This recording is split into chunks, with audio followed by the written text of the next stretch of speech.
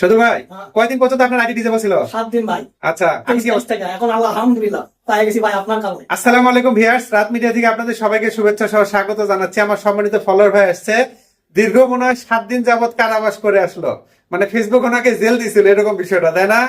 আচ্ছা, এখন বিস্তারিত বলেন কি ঘটনা ঘটছিল।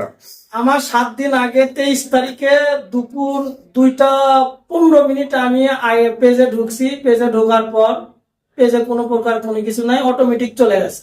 আচ্ছা, যাওয়ার পর আমাকে বলতেছে পাসওয়ার্ড, আমি আর পাসওয়ার্ড দিয়ে আইডি আসে না, আচ্ছা। আইডি তো ঢুকতে পারি না। হুম, এখন মনে করেন আমার পেজ হলো 1,67,900 ফলোয়ার। আচ্ছা, মোটামুটি ভিডিওতেও ভিউজ আছে। জি, এখন পরে অনেক ঘাটাঘাটি করার পর আমি পেজ আইডিটা ঢুকতে পারিনি।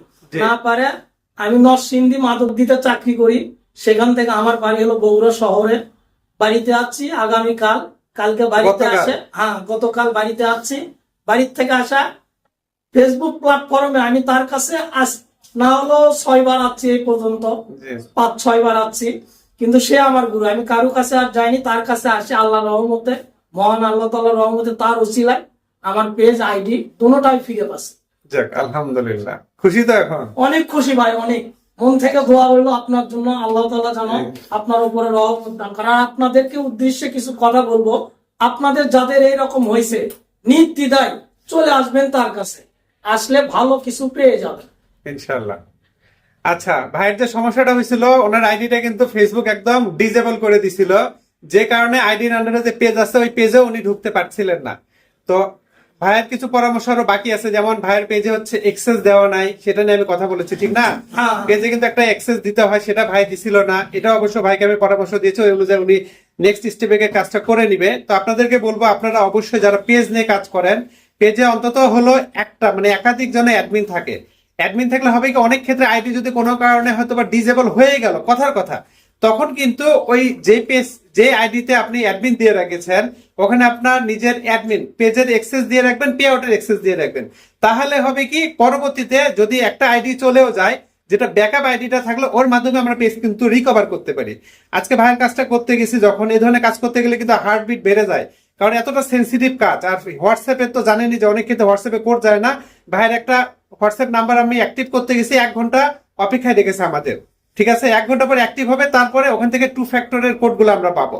তো এই জন্য আপনাদেরকে বলবো, একাধিক অবশ্যই আইডি আপনারা অ্যাডমিন দিয়ে রাখবেন, ভাইও দিয়ে দিবে, তাতে করে আপনাদের পেজগুলো অন্তত রিকভার করতে পারবেন। ওকে, আমি আমার পেজে খুব সম্ভবত 2 থেকে 3টা আমার অ্যাডমিন আছে, 3টা, অবশ্যই 3টা আছে। এই জন্য আপনারা একাধিক অ্যাডমিন দিবেন। আর ভাইয়ের প্রতি অনেক অনেক শুভকামনা রইলো। ভাই অনেকবার আমার এখানে এসেছে, বলতে গেলে ওনার পেজটা শুরু থেকে এখন পর্যন্ত আমি সকল কাজই করে দিয়েছি, পে আউট থেকে শুরু করে আলহামদুলিল্লাহ পেমেন্টও পাচ্ছে, কোনো সমস্যা নাই। যাক, এই ছিল আপনাদের সাথে একটা গুরুত্বপূর্ণ ভিডিও শেয়ার করার। এই ভিডিওর মাধ্যমে আপনাদেরকে এই মেসেজটাই দেওয়া ছিল, আপনারা অবশ্যই নিয়মিত কাজ করবেন এবং ফেসবুকের সিকিউরিটি গুলো যাতে ঠিক থাকে, 2 factor, email ID, phone number, এগুলো যেন অ্যাক্টিভ থাকে এবং প্রত্যেকটা ফোনে যেন হোয়াটসঅ্যাপ চালু থাকে। তাহলে আশা করছি যে কেউ যদি ক্ষতি করার চেষ্টাও করে, ইনশাল্লাহ করতে পারবে না। ওকে, তো এই হলো আজকের ভিডিও। আশা করছি আমি আপনাদেরকে এই ভিডিওর মাধ্যমে মেসেজটা দিতে পেরেছি। তারপর আপনাদের যদি কোনো কিছু বুঝতে অসুবিধা হয়, অবশ্যই ভিডিওর কমেন্টে সেটা জানাতে পারেন। এই ফাঁকে আবারও বলছি, আমার কিন্তু কোনো অনলাইন সার্ভিস নেই, সম্পূর্ণ সার্ভিস অফলাইন। আমার ঠিকানা হচ্ছে রাত মিডিয়া, কামদিয়া বাজার, গোবিন্দগঞ্জ, গাইবান্ধা। সপ্তাহে 6 দিন অফিস খোলা, শুক্রবার বন্ধ। অন্য দিনগুলোতে বন্ধ থাকলে আগের দিন পেজে আপডেটে জানিয়ে দিয়ে আপডেট ফলো করে রাখবেন। সার্ভিস চার্জ প্রযোজ্য। প্রতারক ভুয়া আইডি হইতে সাবধান, অসংখ্য ফেক অ্যাকাউন্ট আমার নামে রয়েছে, আপনাদের ইনবক্সে নক করতে পারে, টাকা পয়সা চাইতে পারে, ফেসবুকে পাসওয়ার্ড চাইতে পারে। দেখা মাত্র তাদেরকে রিপোর্ট করবেন, ব্লক করবেন। আমি কিন্তু অনলাইনে কারোর সাথে কোনোভাবে কথা বলি না। আমার সেবা নিতে গেলে অবশ্যই অফিসে আসতে হবে। ভিডিওটা বেশি বেশি শেয়ার করে পাশে থাকুন, এই আশাবাদ ব্যক্ত রেখে আজকের মতো বিদায় নিচ্ছি। আল্লাহ হাফেজ।